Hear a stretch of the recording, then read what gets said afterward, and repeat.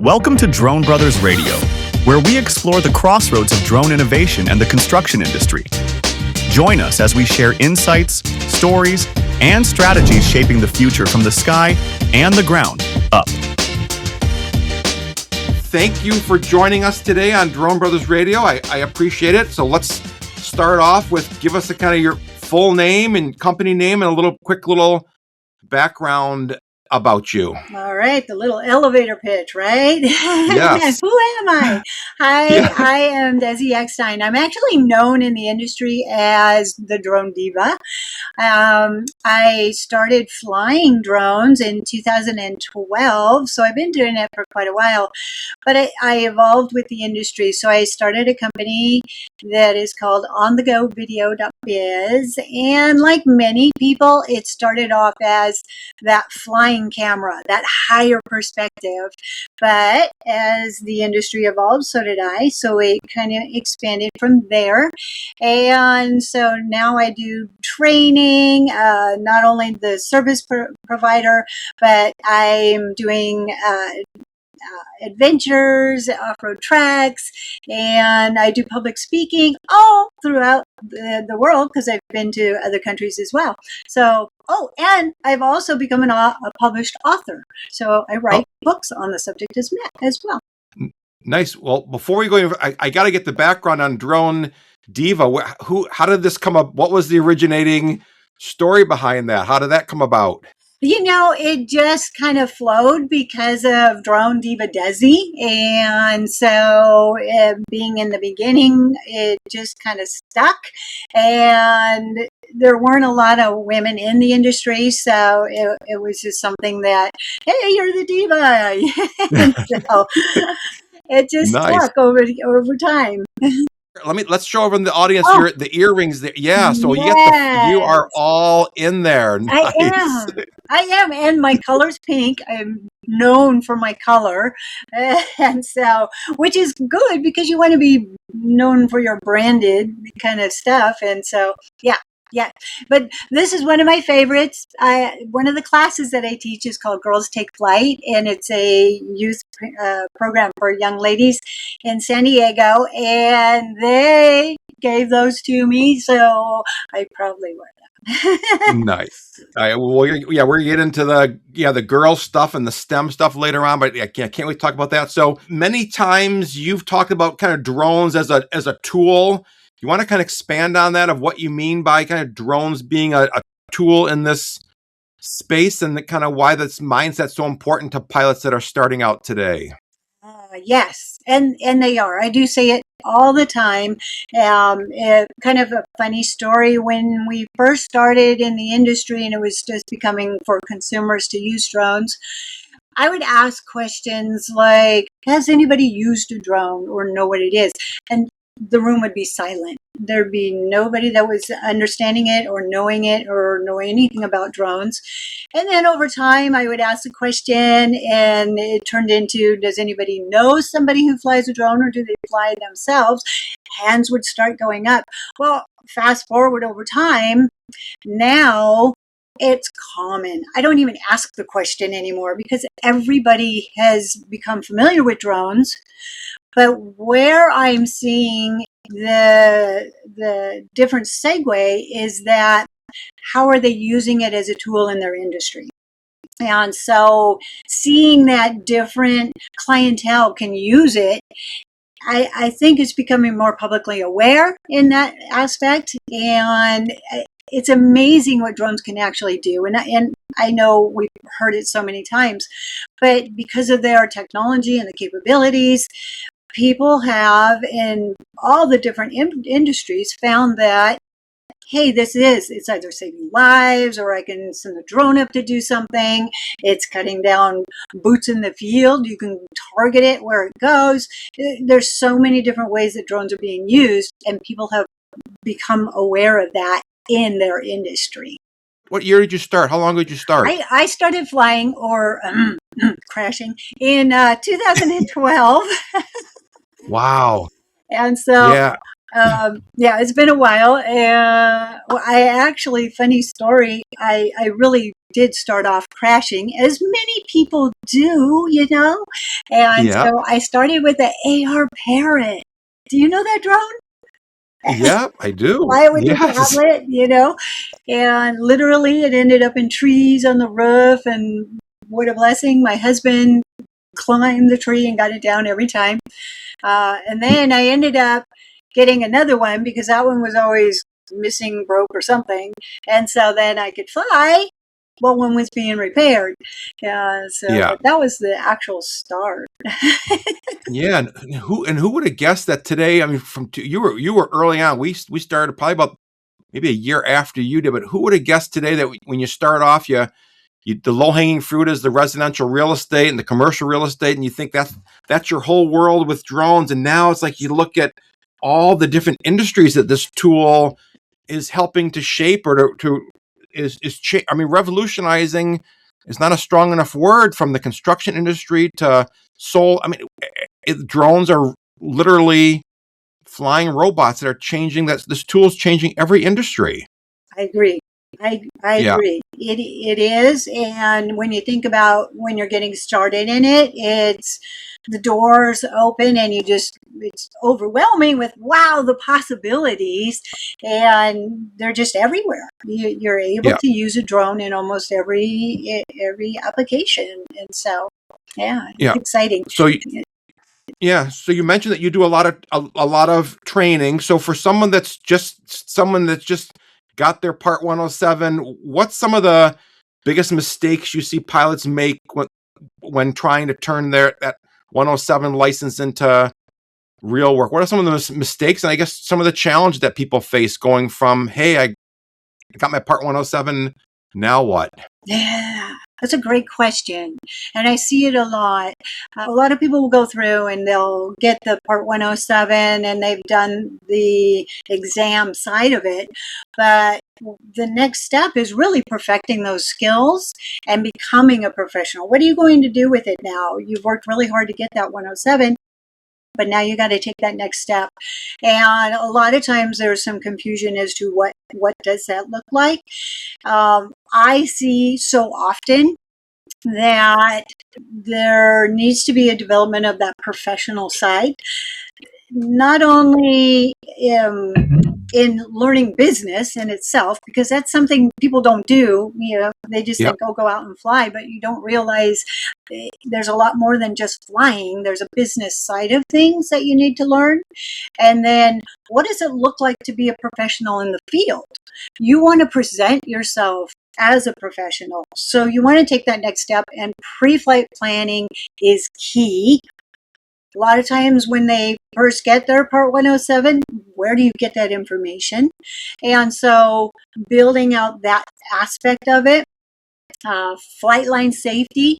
One of the big things that I always talk about is what do you look like when you are stepping out in the field in front of a client? You want to not only do all your pre-flight planning as far as like, can I fly here and that such, but are you setting up a safe environment when you get there? Are you doing the safety protocols that are required? And different protocols are required for different situations. A really key one, and I know you are very familiar with this, construction. You don't step foot onto a construction site without dressing the part. You have to have your hard hat. You have to have your safety equipment, your vest, and all that. You don't want to show up and go, "Hey, can I borrow a hard hat?" Yeah. Right? Yeah. Yeah. Not professional. And so learning that aspect of it, and then obviously learning the regulations, taking a deeper dive, and getting the skill sets needed for that industry. Got it. Okay. So we've kind of touched on there's a lot of different industries, from solar to construction to real estate. What are some kind of lesser known career paths that a drone pilot can take or should start paying attention to in 2026? I like to think this is a good time to say, think outside the box. I am asked this quite a bit, and there's so many people that are just so creative and such like that. And so this is a good opportunity to think outside the box. What can you do? One of my fun ones, because I see it a lot and I go, wow, here, and you probably relate to it. We've been in the business for quite a while, and it's like, wow, I didn't know you could even do that with a drone. I'm still getting amazed, right? Yeah. They're doing the window washing, send the drone Yeah. out, right? Advertising, we're going to make it a big flying billboard, think outside the box, but also don't have to really reinvent the wheel as far as the industry, but think about what you can do within that industry. What are the pain points for the client? So I'm going to take, for example, construction. So a lot of times we hear about, cut and fill, you hear a lot of that kind of stuff, saving money and all that. But what about OSHA? You have to be OSHA compliant. So how can you take something that you know is standard within an industry and provide a value to checking for, is that company OSHA compliant? Maybe twist it a bit. So think outside the box, even within companies that are already existing, and how can you add value to that? I love that advice, because you're right. Within every industry, I mean, everyone, construction people know that, well, everyone does progress photos and progress videos. So what can you do to differentiate yourself? I like that. Focusing on the safety. You could make a whole career out of just focusing on the safety side of construction within the drone space. Exactly. Love that. Yeah. And that's a must. Yes, absolutely. You've got a little background in agricultural as well. Why do you see, what do you see about agriculture being kind of an opportunity, a powerful opportunity as well for drone pilots today? Awesome. Well, my background isn't necessarily in the ag itself, but as an educator, what I have found, I track a lot of the, Indeed and opportunities and such like that. And I know they're all throughout United States, but I have seen here in Southern California, agriculture is huge. And so the really neat thing is, when I first started flying, I was on a job with a company that I was working for, and same thing, using drones as a tool. When we started out and we were doing the ag field, we had to pretty much really just say, drones are new. Here's what we're going to try with it. And here's the data that we can deliver. Well, fast forward many years now, and technology is so advanced. And now that educational side, we've kind of crossed that barrier. And so now they know it's a tool. How can it save boots in the field? Direct them right to where they need to go, and you're saving time and money. And with the advanced technology, it's amazing what they can do with ag. And so as far as job opportunities, I do see that a lot here in Southern California. The one thing that I do want to share, and maybe it's something that we would be talking about later anyways, but that's a great way to take that advanced education. How do you get that next step? What differentiates someone from the other pilots? Well, it's that certification that's needed. You're talking the talks, talk that language that they're using in that field, and get those certifications that are needed. Ag is huge, and they are flying some massive drones, right? Yeah, that's my next question. We don't have a whole lot of experience. I mean, we focus on construction predominantly, but are there a lot of specialty? Can you do an ag job with an Air 2S and go out and do a job, or is ag more of a specialty equipment that you need to have specialized drones for? Yes, not only specialized drones, and they have gotten big, very big, but moving to the next step, you have to have certifications and such like that. Just like thermography. Yep. Just every industry has additional training that is required. And so ag is the same way. Your construction is the same way. So circling back to the OSHA, if you become OSHA certified, that's just one more step to becoming more proficient within that industry. Got it. Yeah. All right. Kind of back to safety, which I know is ultimately the most important thing in this space. So you've attended a lot of FAA safety events and conferences, and what gap do you see between drone safety education and what's going on in the real world out there? So I see, for one, I encourage everyone to look into the FAAsafety.gov. There's additional training and learning there. There's Drone Pros. You can go on to that website and see that there's drone pros in your area.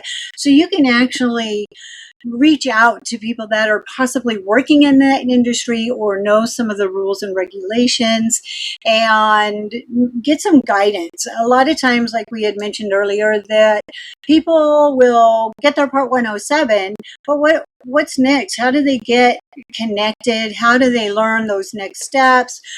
There's resources, but what are they? How do they find them?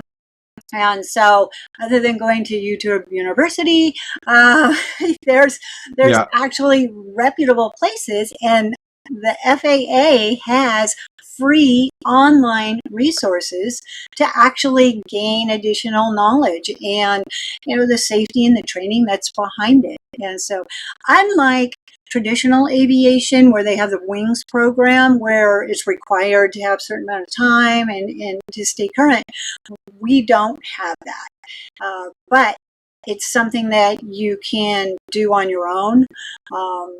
I know I've taken several times the safety mitigation courses that are available because I kind of geek on that stuff. Yep. And so, but they're free resources available. I mean, obviously, we got to be safe, whether when you're flying a house or you're flying, but construction site, you got to be safe. But everything on a construction site that's their number one thing. They can't have, there's too many accidents that are happening on construction sites, and drones kind of add another level of concern that these drones are flying around. Do you have any advice for construction sites specifically as far as safety standards go? From a drone service provider's perspective, yes. Get some SOPs into place, which are standard operating procedures. And when I first started, they were hard to come by. You didn't understand them. It was like building out a book on your own. If you needed to get an FAA authorization, it was writing out a book on safety and all that. But now that the industry has evolved, I even wrote a book on SOPs. There's core. There is a core of safety as far as like your pre-flight planning that you would want to do, your checklists that you want to do. There's a core to that safety side.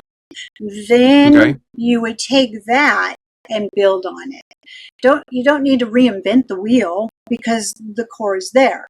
But then find your such as your construction, power line inspections, or whatever the industry is that you're going into.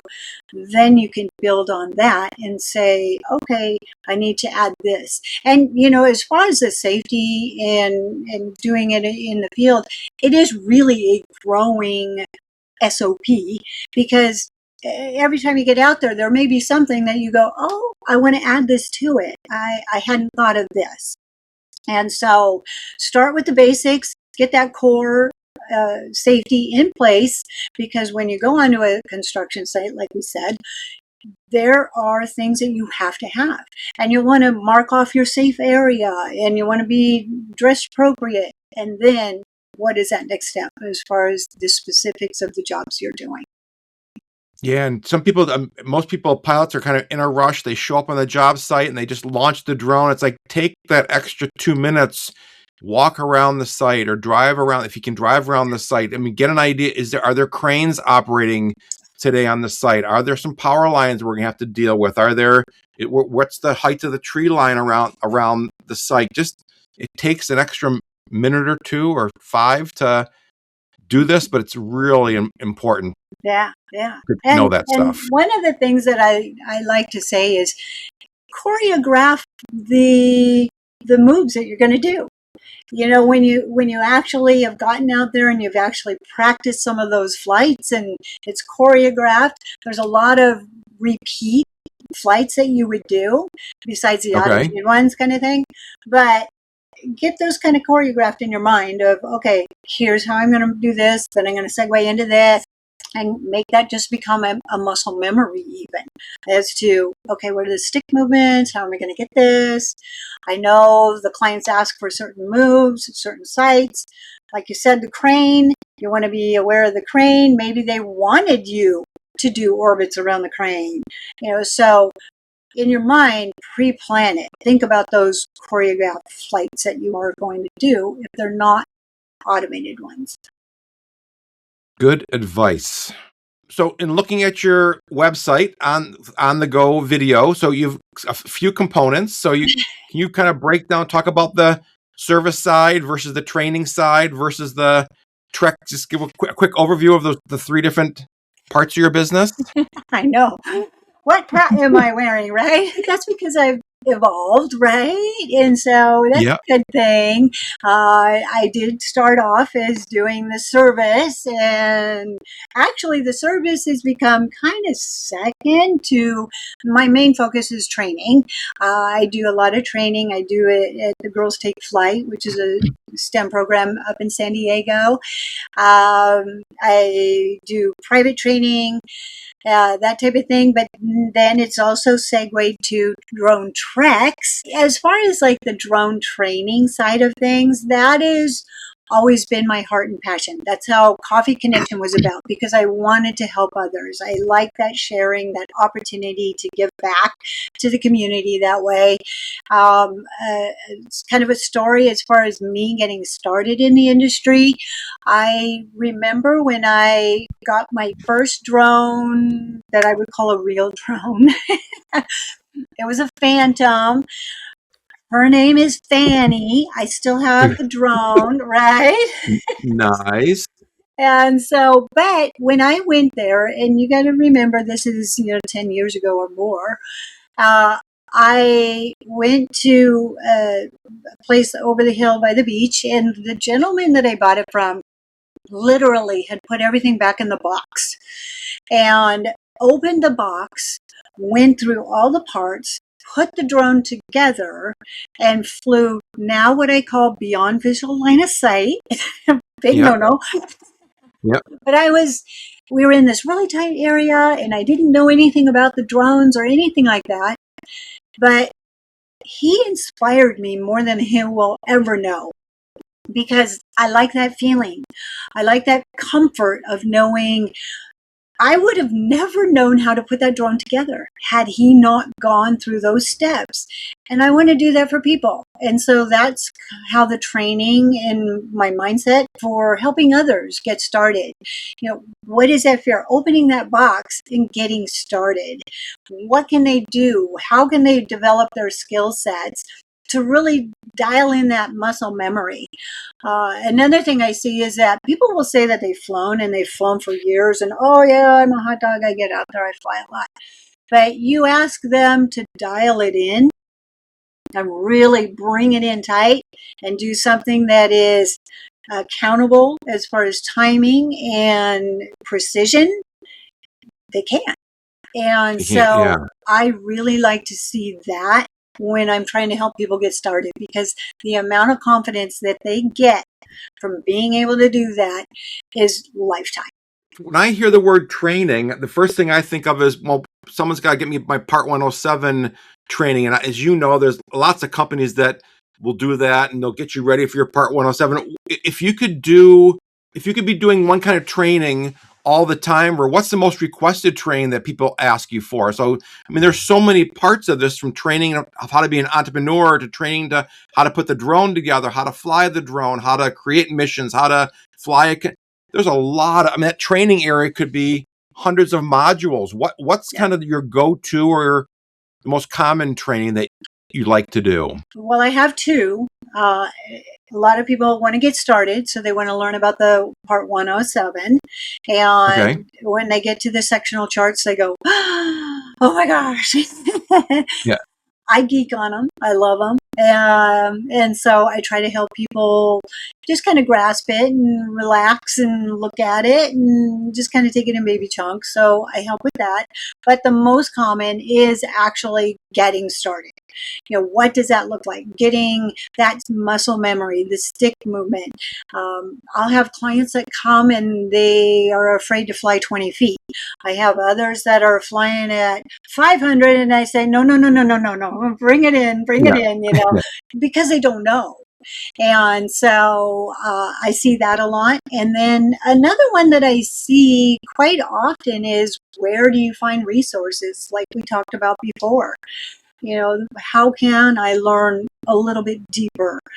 There's a lot of places you can actually get deeper training in specific areas, and they just don't even know. A lot of people would think because they got their drone unlocked and could fly, they thought that was FAA approval and they're good to go.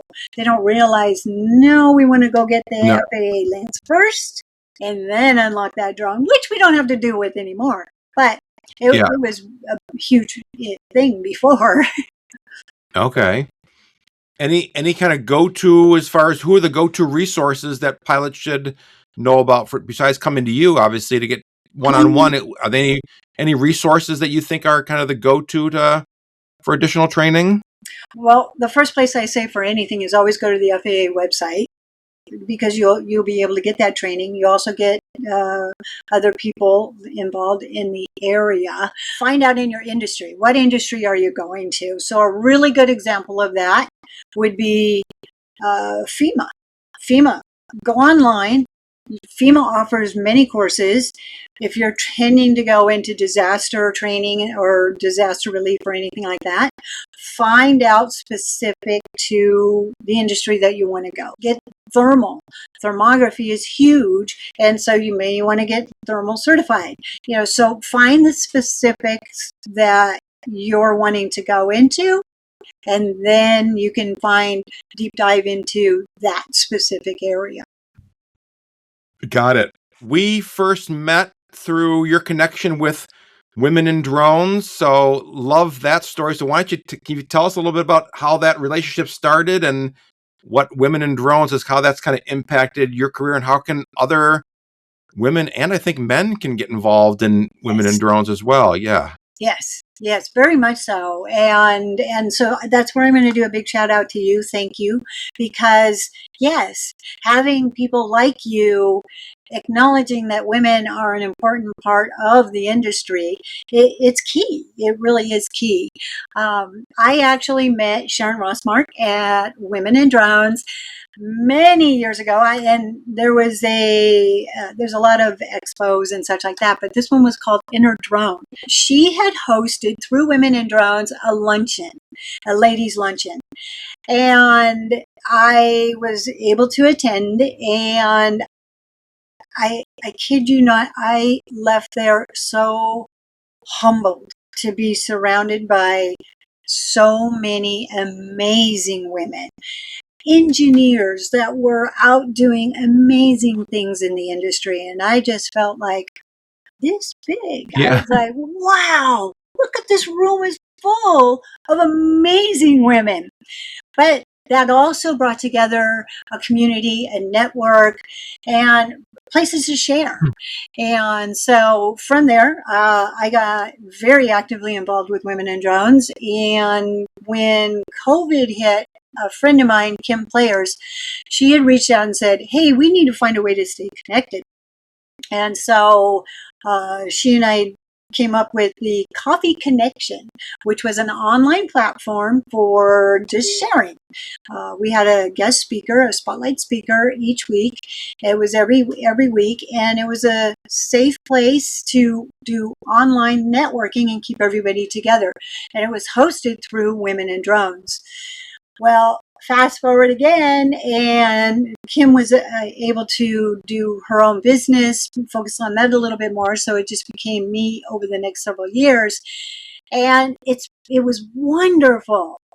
We have now since kind of segued away from it, but having that safe environment, somewhere that you can reach out to people, ask questions, realize you're not the only one in the industry, and have that community was huge. It was not only needed back then, but it grew. And that was one of the main things about Women in Their Owns that I like so much, is just being able to have a safe place to ask questions, to share, to look at other women, look at other people in the industry, look at other opportunities in the industry, and build that confidence.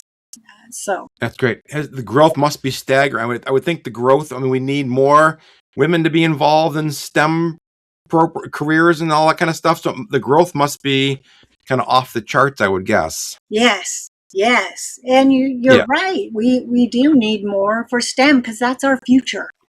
And Okay. so, and you see all the time when one of the young students, and I primarily do high school, but I've done many other ages as well. And anytime you get a student that puts the controllers in their hand for the first time, they light up.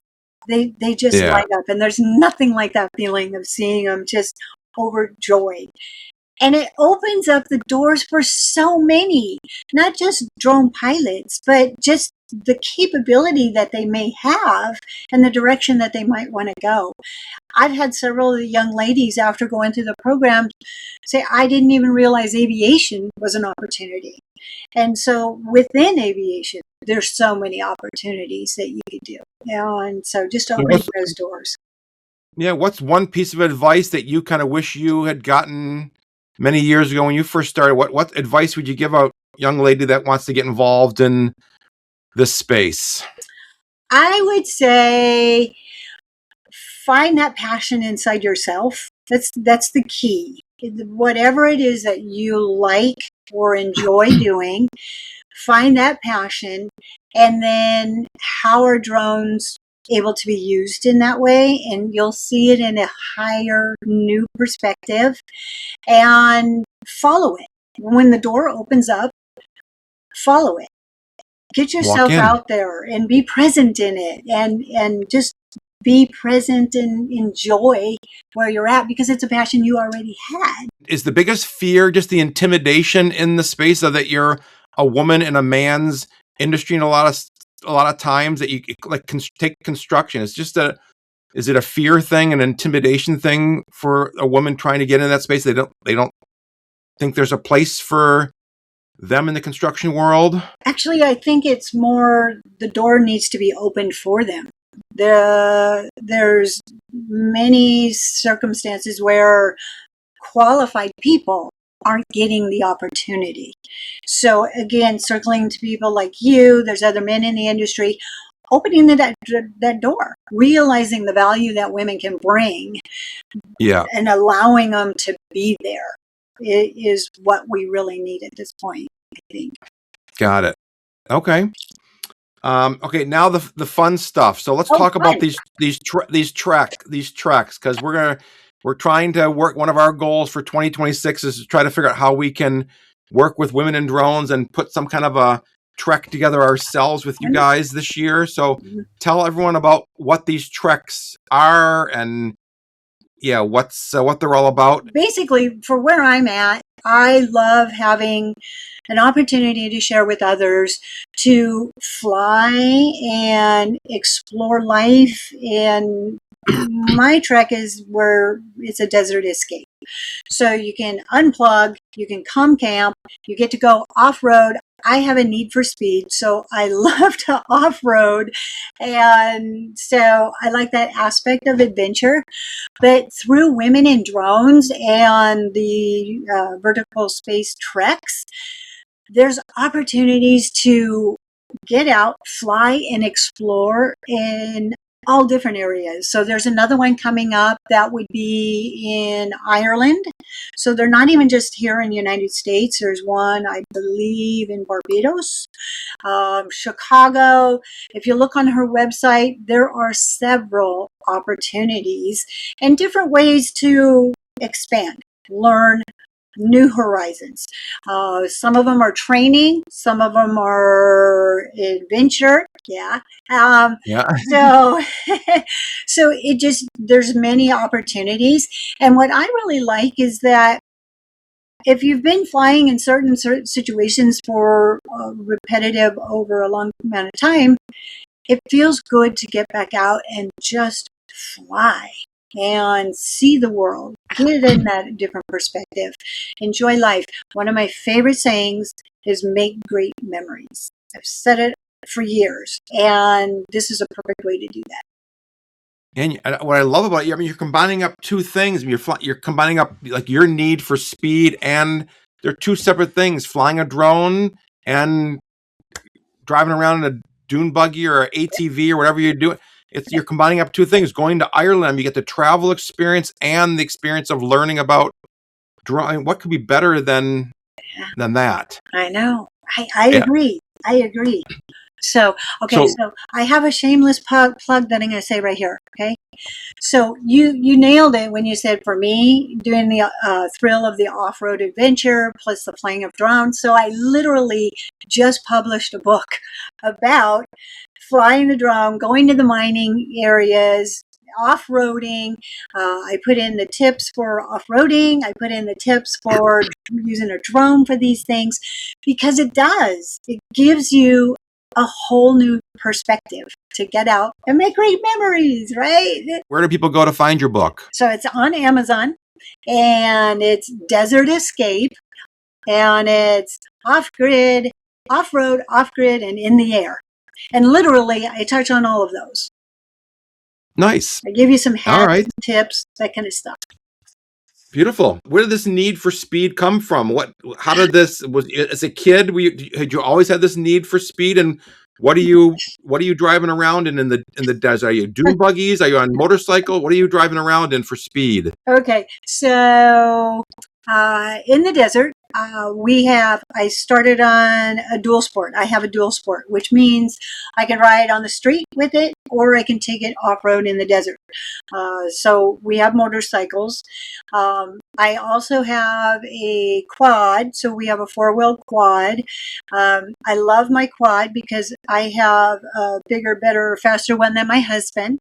So and then we also have, which we invite, this is where a lot of the guests will come and they could ride with us, and we'll take them out in a razor. So we have a four-seater where people can just come and enjoy and see the desert from a different perspective that people don't usually get to see.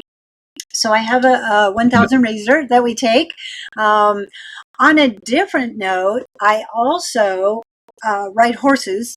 And so my goal is I've started building out the horse corrals there so I can even do the horses. Now, I don't really run the horses through the desert, but it's still an adventure. Yeah. My mom is actually 7-time national champion for SCCA racing. So she has a need for speed, and that must be where I got it. Wow. So she races Corvettes, and it's open class, so she whoops them all the time. Wow. And so we do that. And I have other cousins that race cars, race bikes, race everything. So it's really in my blood. That's awesome. With all this need for speed, have you ever gotten the bug to go get your private pilots and drones? To go get your private pilot rating and go fly Cessnas and learn? Have you ever done that before? So when I first started, actually, do you remember back when the drones became a good thing and new and for consumers, and we had to have a 333 exemption? Yep.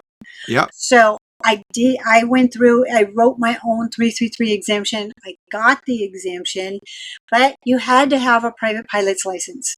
So I did start taking lessons then, and I couldn't afford it, and so I went with the lighter than air. And Okay. so I was going to do a hot air balloon, but my first experience in a hot air balloon, we had a propane leak, and immediately came down, and I went, not for me. No.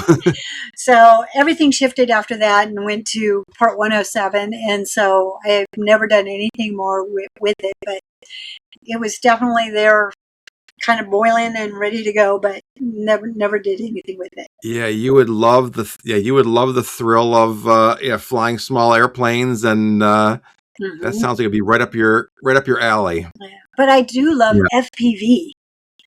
I do love that. I'm not comparable to some of the really racers out there, but yes, I've actually been hired because of the FPV side of things, doing the flips and all that kind of stuff, manual mode. Yes, I love it. It's fun, and I like the challenge. That's awesome. So wrap things up. What do you see for the rest of 2026 and beyond? What are you most excited and optimistic about for this year and the next couple of years in the drone space? I know right now there's a lot of question and a lot of debate and what's going on and some fear maybe. But I know through years, people are resilient.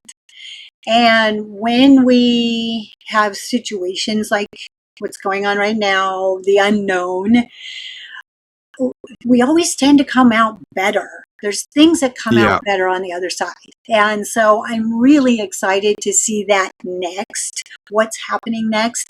And I have a really funny story, if I've got time for one more story, right? Sure. So my dad, he's passed now, but my dad owned a construction rental equipment store. I could remember him standing there writing up a client, and he said, "We don't accept cell phones as a source for the information." And to him, back then, you can imagine, a long time ago, right? Yeah. That meant that person may not be stable and tied to a community or tied somewhere. And they're taking off and be driving out with his $50,000, what was then $50,000 tractor. And so he would be a little bit worried about that. Do you know anybody that has a landline now? No. You don't. And so the drone industry is going to be the same way. We will evolve and we will find new things, better things, and come out in a different atmosphere afterwards, and it'll just be the norm, Yeah. And so drones are going to be that way too. We have some people that are really key players that are out there fighting for the industry, educating the industry, and just stay on top of them and know what's happening. But we are resilient and good things will come. So even though you and I have been in this space for 12, 13, whatever the amount of years it's been, we were so early to this. We're still I think we're in the third or fourth inning of this whole drone thing. We got so much room for growth and to go. So I agree. I'm very excited as well. Yep. I totally agree. Yep. Well, cool. Well, is there anything else that you want to add that we didn't cover, or anything else that we want to mention? Not really, other than I just encourage people to get out and fly. If you haven't flown or you're not flying that often, just get out there, see things from that higher perspective, and enjoy it. Make great memories, right? Yeah, love that. Love that.